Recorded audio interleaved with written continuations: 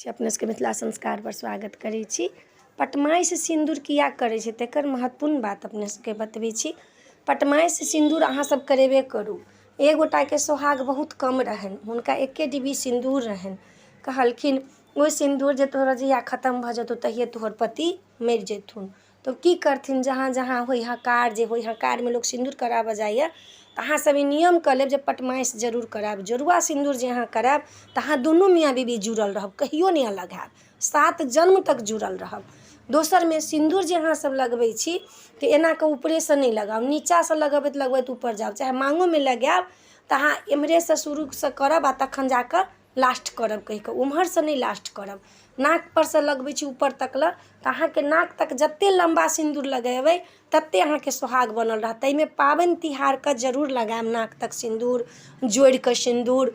पटमाइश के नियम छै, ओहिना अपना सबके हिंदू सनातन धर्म में किछ नहीं करै छै। तो कहलहुँ जे ओहि कथा पर चलू। ओहि औरत के एके डिब्बी सिन्दूर छलनि। आब उ कहलखिन कि जे बाप रे, डिब्बी सिन्दूर तो हमर सबटा निघटिए जात।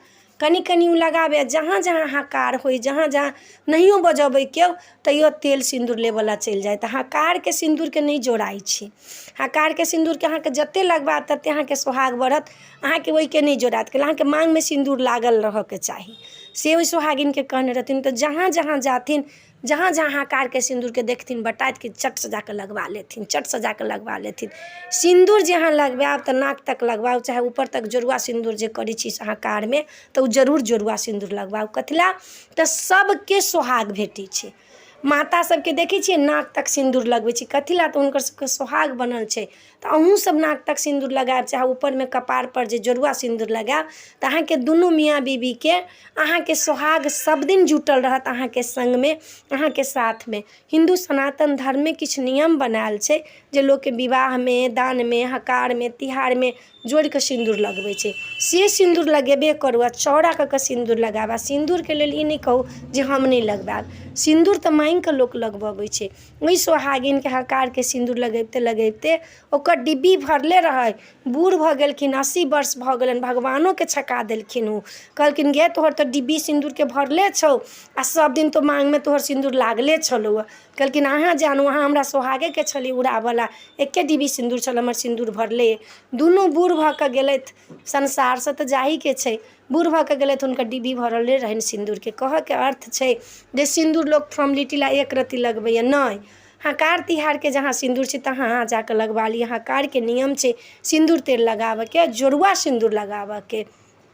जोरुआ सिन्दूर के महत्व छै जे अहाँ के सोहाग जुड़ल रहत, अहाँ के धन जुड़ल रहत, अहाँ के संतान जुड़ल रहत।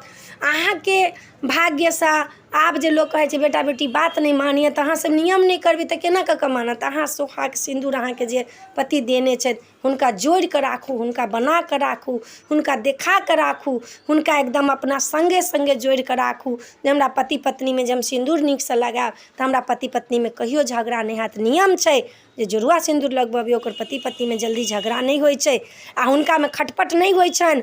ताहि लऽ कऽ जहाँ जाइ छी तहाँ पटमाइश वाला सिन्दूर लगाउ। पटमाइश वाला सिन्दूर लगाला से माता प्रसन्न होइ छथिन, ओहिसँ शंकर जी प्रसन्न होइ छथिन, माता गौरी प्रसन्न होइ छथिन, गणेश जी प्रसन्न होइ छथिन, जते देवी देवता छथिन से सब प्रसन्न होइ छनि। तऽ पटमाइश के सिन्दूर जरूर लगाउ, नाक तक सिन्दूर, कपार पर जोरुआ सिन्दूर, ई जरूर करू।